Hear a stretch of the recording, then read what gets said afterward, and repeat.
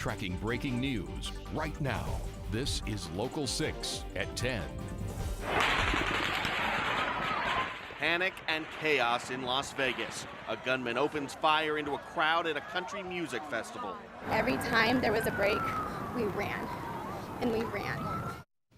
This memorial is growing tonight in Las Vegas near the scene of the deadly shooting Sunday. People are dropping off flowers and balloons for the 59 people now confirmed dead and 527 injured. Happening right now, police are at this home of the shooting suspect, Stephen Paddock. This is video from earlier today of the house in Reno, Nevada. A dozen officers are there accompanied by SWAT teams and a bomb squad. Investigators also searched this home in Mesquite, Nevada. Here, police found 19 firearms. Officers are trying to find out why Paddock targeted a crowd at a country music concert. But they say they found no notes, no emails, no social media postings related to the attack. And Jennifer, this is what we know so far about Paddock. The 64-year-old was a retired accountant living as a retiree in a community in Mesquite, Nevada. Paddock did not have any known criminal records, and police could not find any connection to terrorist groups. However, his father was a bank robber and one of the FBI's most wanted fugitives in the 1970s. His brother says Paddock was a wealthy gambler, routinely betting large amounts of money. Police say Paddock stayed in a large suite at the Las Vegas hotel there for several days before he fired at the crowd from his window. New tonight, investigators announced that they found 23 firearms inside Paddock's hotel room, including an AK-47 type rifle. Combined with the ones at home, Paddock had a total of 42 firearms.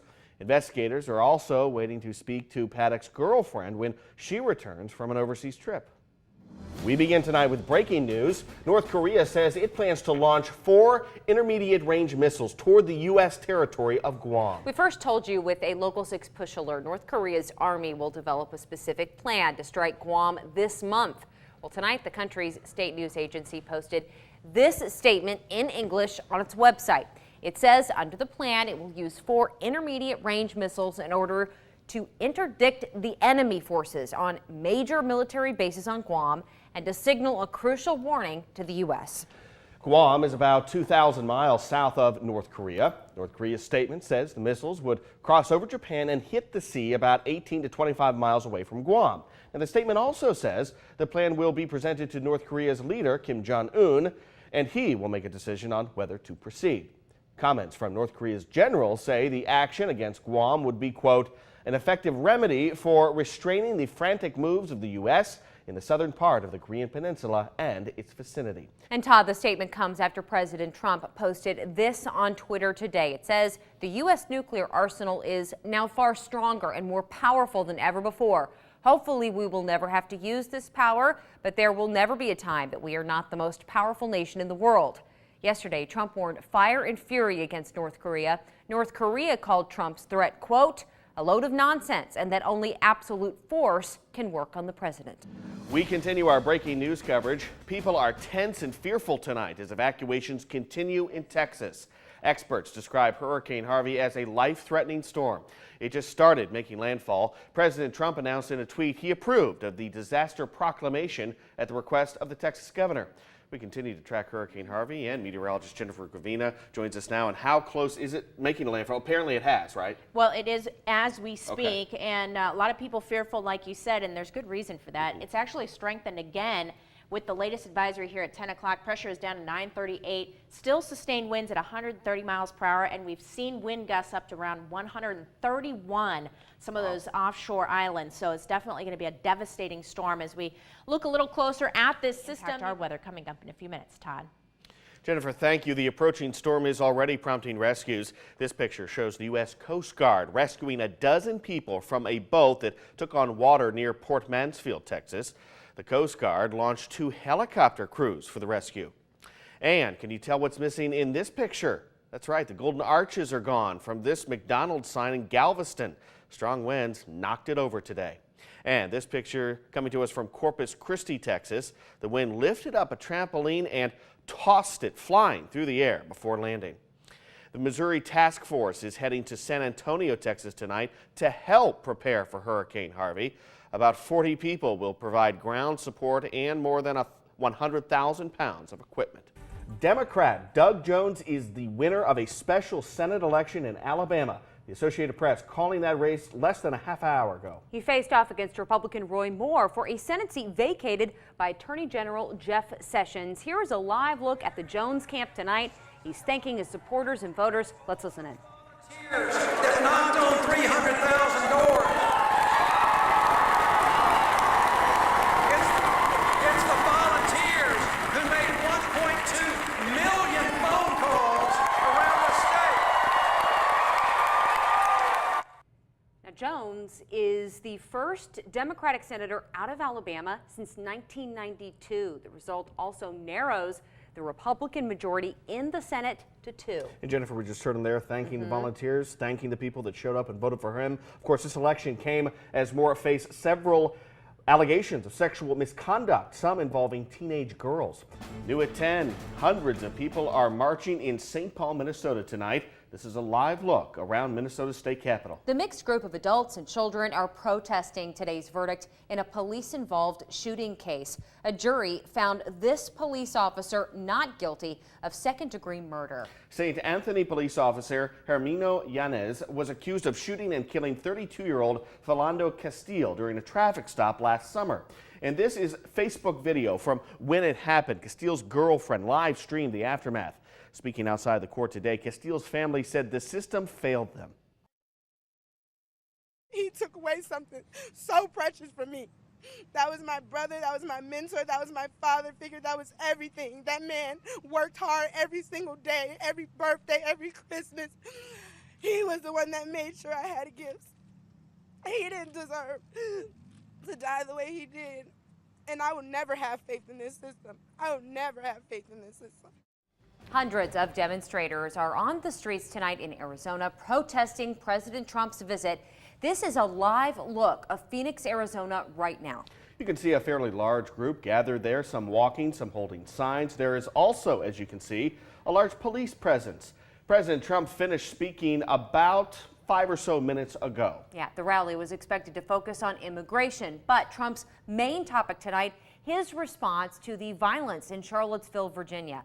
A car rammed into a crowd of protesters 2 weeks ago, killing one person and injuring several others.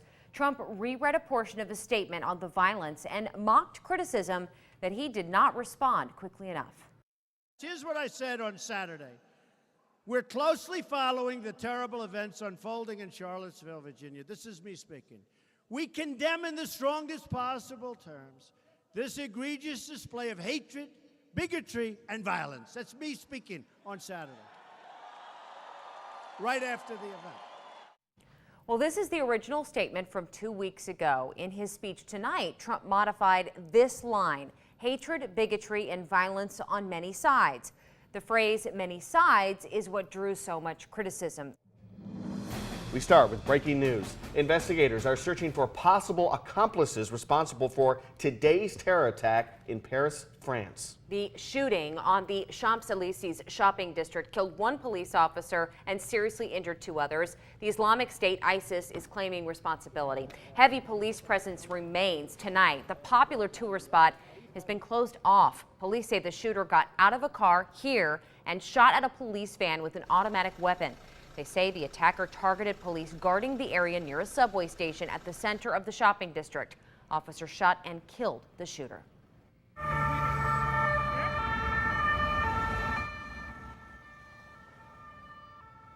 We are seeing new video shot by witnesses and posted to Twitter. It shows police cars rushing to the scene. The tweets say about 60 police cars headed there. Another witness says he heard gunshots but couldn't tell where they were coming from. J'ai entendu 6 coups de feu, je crois que c'est des pétards. Parce qu'on a tous regardé sur la route, il n'y avait personne. Il était caché derrière le camion et tiré sur la police en fait. Police say none of the people on the streets were hurt. The U.S. State Department is urging Americans in Paris to contact family members back home. And Jennifer, we now know the name of the shooter. Police say Karim Shafiri was a 39-year-old from a suburb east of Paris, and he was previously flagged as an extremist. And archive reports by a French newspaper say Sharifi was convicted of attacking a police officer back in 2001. In a statement from its Amaq news agency, ISIS gave a pseudonym for the shooter. The pseudonym indicates the attacker was a Belgian or had lived in Belgium. The attack comes just days before the first round of France's presidential election. Two of the country's presidential candidates canceled campaign events for tomorrow, the final day of campaigning. Voters head to the polls on Sunday. We are following another breaking news story. This is a new mugshot of Tad Cummins, the teacher from Tennessee accused of kidnapping his former student. The two went missing more than a month ago. Investigators say they found them today at this remote cabin in Northern California. A U.S. attorney in Nashville, Tennessee announced he will be filing charges against Cummins. He will face a mandatory minimum sentence of 10 years on those charges and possibly quite longer.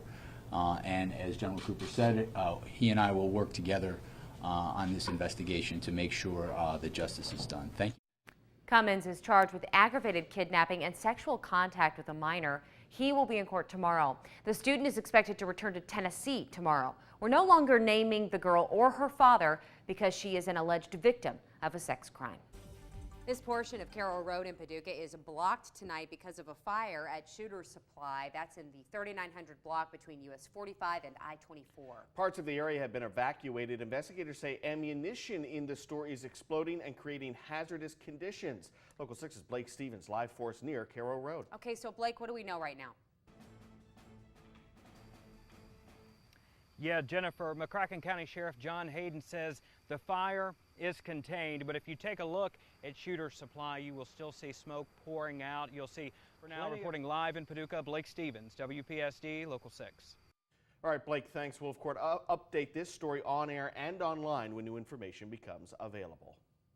New developments tonight in a federal investigation that's shaking up men's college basketball program. The University of Miami's president sent out this letter saying the U.S. Attorney's Office is investigating a potential tie to one member of the school's coaching staff and a student recruit. The letter essentially identifies University 7 in the FBI complaint as the University of Miami. Of course, Jennifer, all this after federal investigators announced charges ranging from bribery to wire fraud involving several men's college basketball programs. FBI agents arrested 10 people this week, including 4 assistant coaches and the global marketing director at Adidas. Another shoe company is now involved. Darren Heitzner with Forbes magazine reports today the FBI subpoenaed Nike as part of the corruption investigation. And Todd, Hall of Fame coach Rick Pitino is feeling the effects of the FBI investigation. Today, the University of Louisville placed him on unpaid administrative leave and the school's athletic director, Tom Jurich, on paid leave. The university's interim president says the moves are a typical response to such an investigation. Local 6 Sports Director Jeff Bidwell joining us now, and today the University of Louisville appeared to begin taking steps to fire Rick Pitino. Yeah, but there are thoughts really that he may be more involved in this than previously believed, right? Yeah, there are. When the FBI released their complaints, there are a few specifics in there, of course, lots of aliases, contract. University lawyers certainly going to be interested in all of this. All right, Jeff, thank you. New at 10, if you bought seafood recently, you may have helped North Korea build its nuclear program. An Associated Press investigation found some frozen seafood products sold at Walmart and Aldi came from factories with North Korean workers. The AP uncovered evidence of more than 100 cargo containers of seafood went to the U.S. and Canada this year from such factories in China. Local 6's Blake Stevens took a closer look at the report. He joins us now. Blake.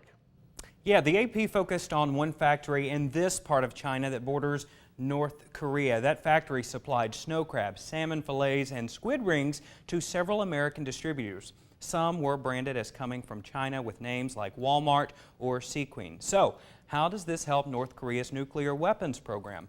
Well, North Korea's government sent tens of thousands of workers to about 50 countries, mainly China. Those employees work a few years and make from $300 to $385 a month. But the North Korean government keeps anywhere from half to 70% of their pay. That comes to about $200 million to $500 million a year. The AP reports a large portion of the money is used on the country's nuclear weapons and missile programs. It is now a federal crime to bring in products prepared by North Korean workers to the U.S. A Walmart spokesperson says the company learned about the issue at a Chinese factory and banned their suppliers from getting seafood seafood processed there.